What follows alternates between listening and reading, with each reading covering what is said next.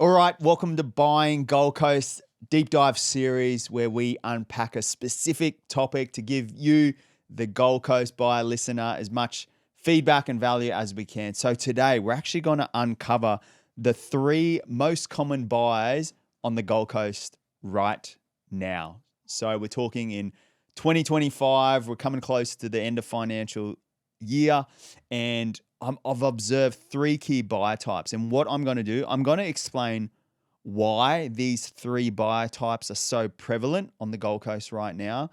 I'm going to explain the good things that most of these buyers are doing. I'm going to also reveal and uncover some of the bad things and the ugly things that some of these buyers are doing. And then I'm actually going to finish it with some preventative tips to make sure if you are one of these three buyers that you don't make the same mistakes. So we're going to get super specific. So the three most common buyers on the Gold Coast right now. So number one, knockdown rebuild buyers. And that includes people doing projects as well and like renovations. But to give it a quick snapshot, just your knockdown rebuild. They find a site, they want to knock it down, rebuild and sell it for profit, or someone who's got a ugly home, they want to renovate it and, sell it for profit. So that's most common buyer number one.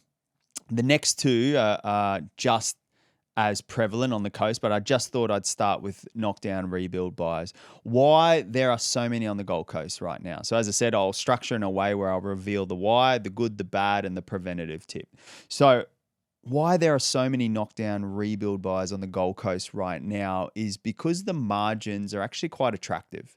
So what I mean by that is for the price you can get essentially land in some of these amazing suburbs on the Gold Coast, when you compare it to some of the cities and suburbs and, adjacent states such as, New South Wales, if we go further south in Victoria, even when we compare it to places like Adelaide and Perth and things like that, like the actual margins are quite attractive. And what I mean by that is the price you're getting it for, the price you could potentially achieve on the back end, and the price that I guess process in between as well is very advantageous. What I mean by that is you can talk to any builder, renovator, anyone who's done a project in, say, New South Wales versus Queensland. The time delays in New South Wales is like, it's crazy. So what I mean by that is like things that are going through council take exorbitantly a lot longer from what I've learned in New South Wales compared to Queensland. Queensland is actually quite straightforward. So the process from being able to secure something, go through your DAs and get all your approvals, all of that sort of stuff is far quicker than if you compare it to New South Wales. And why that can be a roadblock is, and makes, I guess, Queensland and the Gold Coast so attractive is you can essentially, there's less holding costs then because you're starting the build quicker. And then obviously you can potentially get to your end result sooner rather than later. So you could get to that sale price there. So that's a huge one. The lack of supply as well is another major reason why it's so attractive for knockdown rebuild buyers on the Gold Coast is there are so many people moving here. We have jumped, our migration levels have nearly doubled to like 2.9%, which is double on last year. There is a complete lack of finished turnkey homes for the amount of people who are moving here and migrating here. So that imbalance is essentially, price growth 101. There's more people moving here, not enough houses to supply of that caliber. So that's why you're seeing so many people doing knockdown rebuilds, getting amazing results on the back end, because if they nail the product in the right location for what that suburb market buyer demographic needs, the margins are there. So that is a big reason why knockdown rebuild buyers are on the Gold Coast. What the good ones are doing. So one of my favorite quotes is this: you're better off paying a fair price for a good property rather than a good price for a fair property. And this is so prevalent with knockdown rebuild buyers is because if you can nail the location and buy it for, a solid price, like a decent price, you're going to come out with a great result. But where I see people go wrong is they potentially sacrifice the location. They potentially sacrifice, maybe it's on a busy road because they can get it for a really good price. As I said, when it comes to the back end sale price, that really seems to affect it. So what I see a lot of these knockdown rebuild buyers do that achieve great results on the back end to hit their margins is, as I said, they'd rather pay a fair price for a good property rather than paying an extremely good price for a pretty average fair property. So the return, you're not going to see your returns if it's not well located. And again, if it's things like busy roads, backs on the train line, just even little things on the due diligence, like is it in a severe flood zone?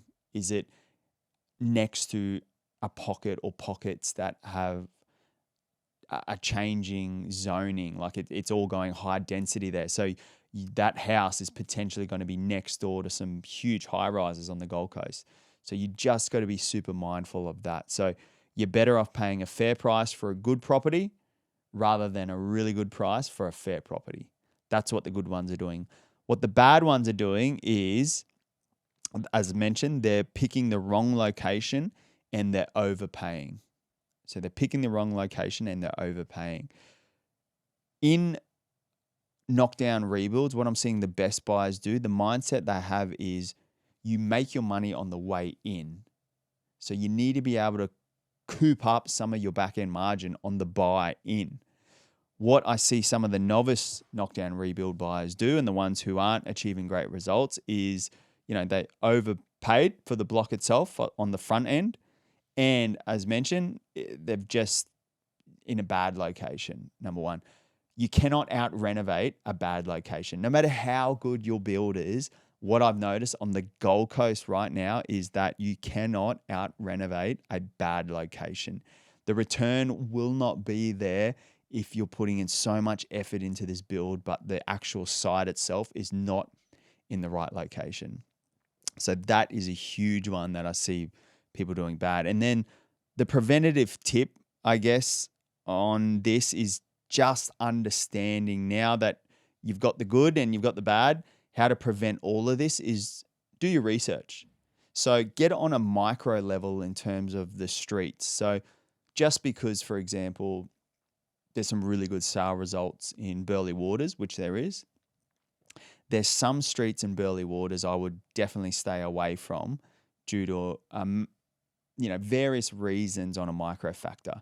And when I say micro factor, if you consider the suburb as the macro factor, so I want to do a knockdown rebuild in Burleigh Waters, I would then go to a micro level. Which streets are, getting the best back end prices? Which streets have the most potential uplift for back end prices? Which streets have evidence already versus which streets have no evidence whatsoever? Which streets are, backing onto a busy road and they seem to be always cheaper in that side versus which streets are your premium streets? Which way does it face? Which way does the frontage face? Is it north? Is it east, south? So all of these things do matter. So get on a micro level. If I can give one preventive tip, is get on a micro level, understand the suburb, the streets, and then understand, those data metrics around that. And you'll be able to put yourself in a better position if you are a knockdown rebuild buyer on the Gold Coast in 2025. So that's number one of the most common buyers. Number two, this one I've seen big time post-COVID, but the second most common buyer on the Gold Coast right now are families relocating to the Gold Coast for lifestyle. So I'll give you a quick snapshot to give you perspective. I remember when COVID, all that time, our business launched during COVID, but I've been in the industry for over a decade now. And I remember that period of COVID, and I was just blown away at the amount of people wanting to, I guess, escape, Sydney, Melbourne in particular, Victoria, and move to the Gold Coast. Like it was wild. The crazy thing is the trend actually hasn't minimized. If anything, it's getting stronger, because what I noticed, there was nearly like this second wave of, post-COVID buyers that moved up for lifestyle, because the ones who just took the leap of faith and left during that sort of COVID period, 2020, 2021, they're all up here. What I noticed, there was nearly like this second wave of buyers who weren't ready to take the jump straight away, but their friends, their family all made the jump and they're up here and they're asking them, how is the Gold Coast? And the feedback always seems to be pretty positive. So now you're seeing this new wave of people who didn't quite have the guts to, just pack up everything and go straight away.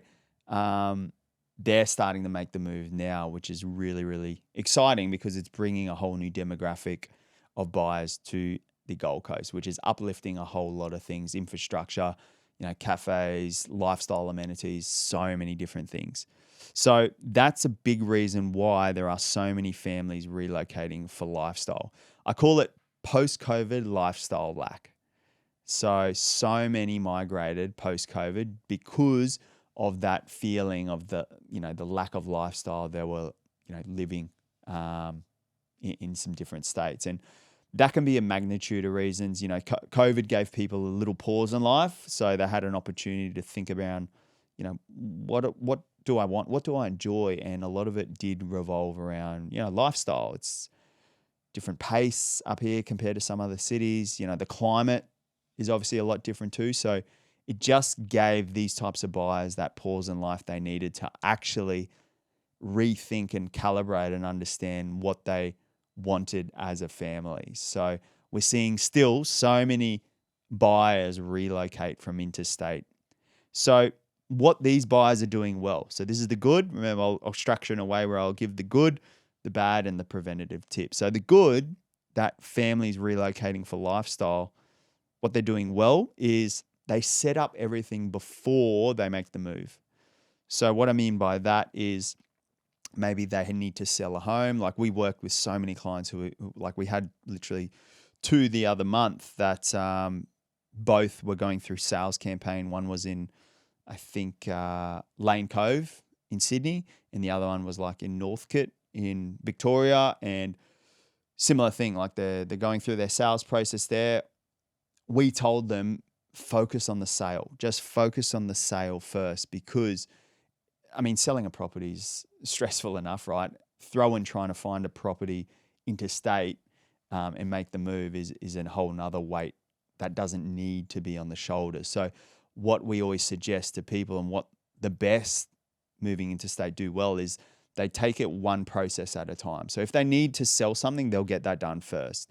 They know what their sale price is. They know the dates. They know kind of even the price is a big one, like whether they can now buy in cash or they still need a little top-up loan. That's a huge one. But the big one as well is now they can start researching like accommodation, because what puts stress on people moving interstate is the fear of having no roof over their head, which I completely understand. That's why it's so important to do all of the prep before making their transition up here. What the best do who are relocating from interstate, they have the funds in place, they understand their criteria and somewhat the areas they want to go. They have accommodation sorted. So even if they found something quickly, they've still got that accommodation on backup for whatever reason. Some people have family and friends. Some people use short-term accommodation, things like Airbnb and stays and things like that, hotels. Some people invest into that because the investment in making sure you have a roof over your head, I feel an investment worth making if it leads to making a better decision based on confidence and with your head, rather than with your heart and the stress you're feeling and of the emotions of moving interstate. So that's a huge one, is people get all their things sorted well before they get here. So that's what they're doing well. As I said, what the bad are doing is they're rushed and they're making decisions based on fear. So the fear of not having anywhere to go. The fear of a quick 30-day settlement on their place in, say, Melbourne, Sydney, wherever it might be. Even in Brisbane, we've got a lot of people moving from Brisbane.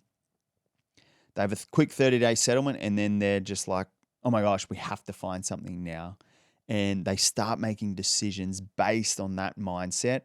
And as I said, the worst thing to do when buying property on the Gold Coast is making decisions based on emotion rather than making decisions based on logic. So you kind of got to marry up the two. Yes, there's an emotional sense when buying a property, of course, especially when there's families involved. But you need to be able to intertwine that with making a right decision logically on, the types of property. The price is a huge one. As I said, the due diligence. You need to make sure you got all that sorted. And as I said, sometimes that's where a professional can come in, like a buyer's agent. If it's just too overwhelming to balance it all. And again, we totally get it because, again, our company works with so many buyers who are going through that transition. You're better off just outsourcing it and controlling the main thing that is important to you, which is actually going through property and seeing if it's the one for you. So if you don't want to do all the running around, calling agents, negotiating, balancing the dates with settlements on each side, just get someone else to do it for you, seriously. That's a big one because, the best we see make decisions, logically with less stress. The bad ones, they're making decisions rushed on fear. So the biggest preventative tip I can give you is this: create a pre-migration timeline. So a pre-migration timeline. What I mean by that is if moving to the Gold Coast was in your pipe dream and you want to do it, I would set aside, a 60 to 90 day period of getting all those key things I mentioned before even thinking of migrating up to the Gold Coast or down to the Gold Coast. What I mean by that is have your things sorted financially, an understanding of who the key people are in the process. So, there's conveyancers, solicitors, building and pest. Remember, all of those people are very city dependent and state dependent. So, for example, you can't really use your New South Wales based, conveyancer for contracts in Queensland. It's generally got to be Queensland based. Same as building a pest. If you don't have those people in your corner yet, you're building a pest inspector down in Sydney, Melbourne is not going to fly up to the Gold Coast to do that inspection for you. So get all your trusted people there. Different things like short-term accommodation, get all that sorted. Even long-term, some people go into the 12-month pool of accommodation. Look, whether they use it or not, there are opportunities to break lease. But as I said, an investment into making sure you have a roof over your head and a stable family environment to allow you to go look at properties on the Gold Coast without the stress and fear of, being homeless is an investment worth making. So, create a pre-migration timeline is probably my biggest preventative tip. As I said, if you engage a buyer's agent in that process too, they can kind of help you bring that together. You can obviously use some of those buyer's agents' contacts and things like that too, which obviously helps. So, that's a big one. Families relocating to the Gold Coast for lifestyle. That's number 2. And then our third most common buyer on the Gold Coast right now is definitely the sub $1.2 million first home buyer / investor. So I've got really specific there. So I specifically say the 1.2 and below, so sub 1.2 million, first home buyer / investor. So I noticed it's a good mixture of both in that price point. Why there are so many of this? I guess for first home buyers, it's still somewhat affordable. I know it's crazy, right? Like, I mean, I remember when, as a first home buyer myself, the price points I felt were a lot back then at like 500, 600. Now they're, at sort of 900, a million, 1.1 to just get an entry level home on the Gold Coast. But again, that's life. That's population growth. That's gentrification. That's a lot of things pushing that up. But what I find is there's a lot of first home buyers. Obviously, they want to be here for lifestyle. Maybe they grew up here. Maybe they've moved here and rented, and they love it so much, so they want to plant themselves here. The other equation is investors. So why investors I've noticed are really finding the Gold Coast attractive sub 1.2 is that kind of zone. I even feel 800 to 1.2. It's a really sweet spot where you're still getting good suburbs with strong capital growth opportunities, but it's well balanced between a healthy rental yield. So the purchase price in correlation with the rent return per week is still at a, how do I say it, a manageable level.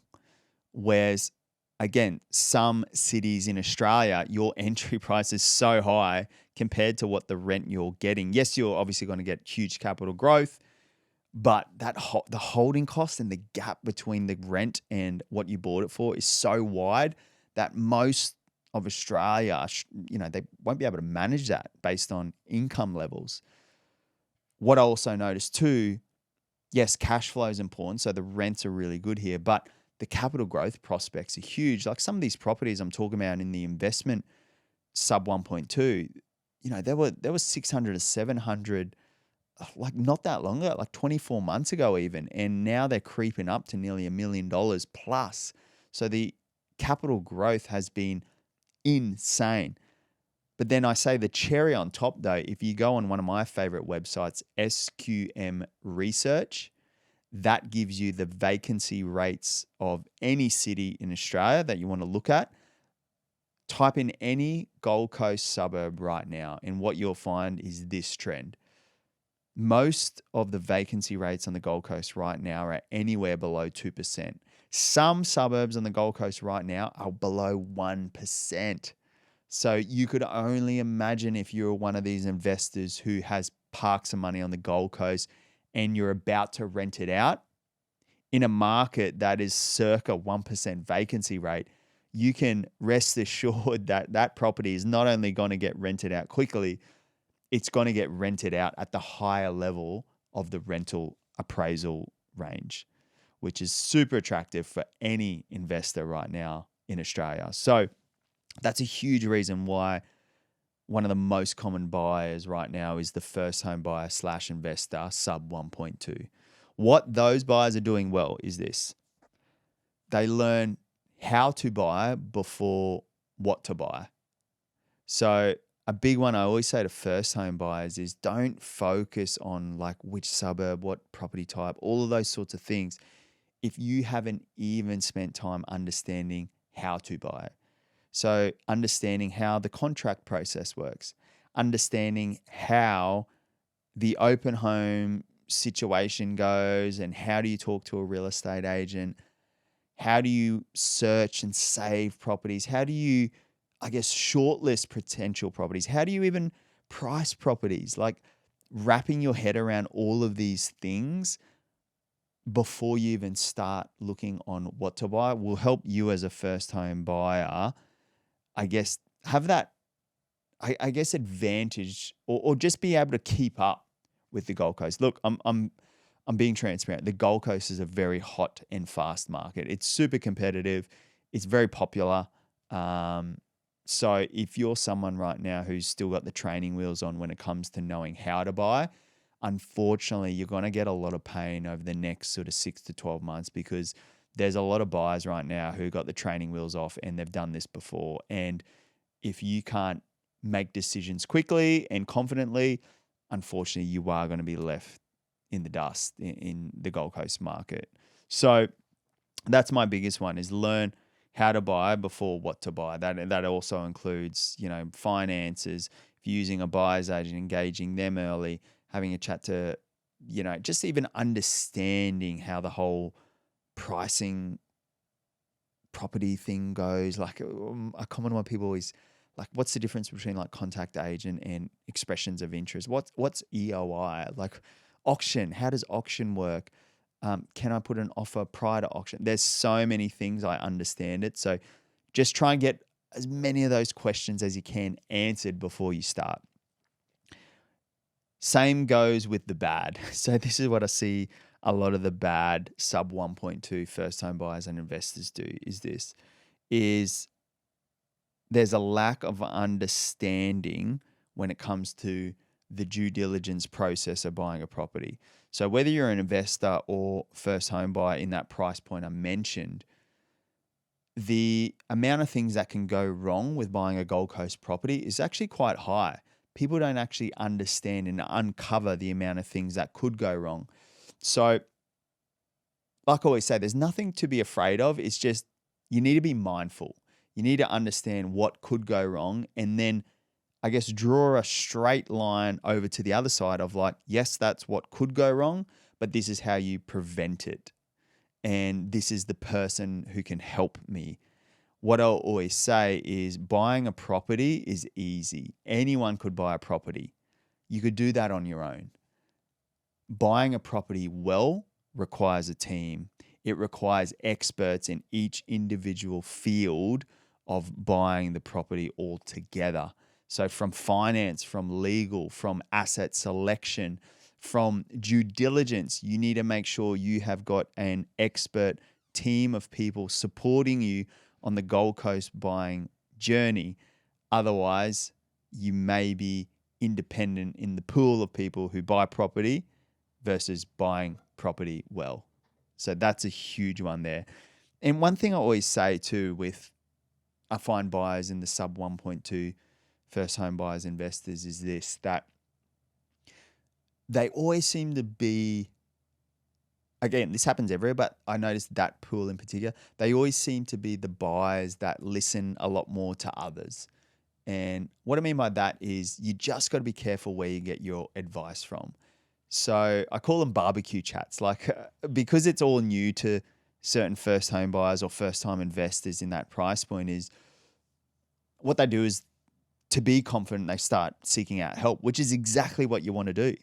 But you also got to remember where you're getting the advice from. So I always believe if you want to achieve great things, try and talk to people who have done what you want to do. Seek out those people versus listening to, Uncle Barry or Auntie Sally or, my mate who's invested in crypto and he or she has done really well in crypto and they're giving me financial advice and property tax advice. Just be mindful where you're getting the advice from, because I always see buyers in that pool, they listen a lot to other people. So as I said, I'm all for finding advice, but if I could give you one helpful resource or tip there is make sure you got people in your corner, but make sure the people sitting in your corner are sitting in the right seat. So that's a huge tip there. And then the huge potential, preventative tip is, this is my favorite, is like with investors and first home buyers sub 1.2, you got to remember that's kind of a mass market. That sort of, as I said, 700 to 800 up to 1.2. That's where a lot of buyers on the Gold Coast right now are. It's a mass market price point. So it's competitive. So my preventative tip is this: have the mindset of you need to get in the market before getting priced out of the market.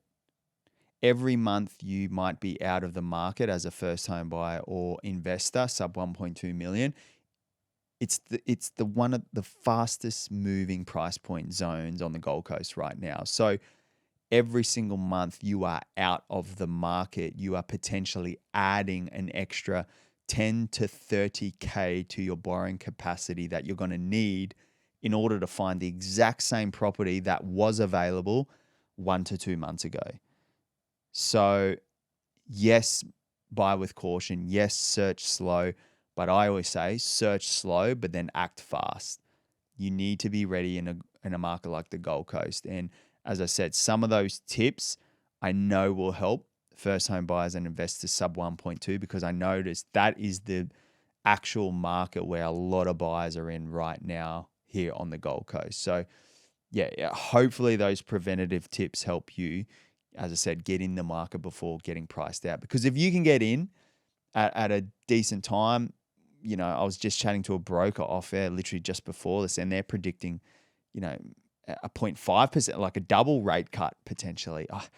I'm just feeling, as I've said it before, we're bubbling, but we're not boiling. I think boiling is getting close. So it's just a really good reminder, if you are listening to this and you are a sub 1.2 buyer or an investor, first home buyer or investor, is the window of opportunity is now. The window of opportunity is if you've got everything, I guess, set up and you feel confident, you got to know that you need to sometimes take the opportunity when it arises. So hopefully that helps you if you fall into that category.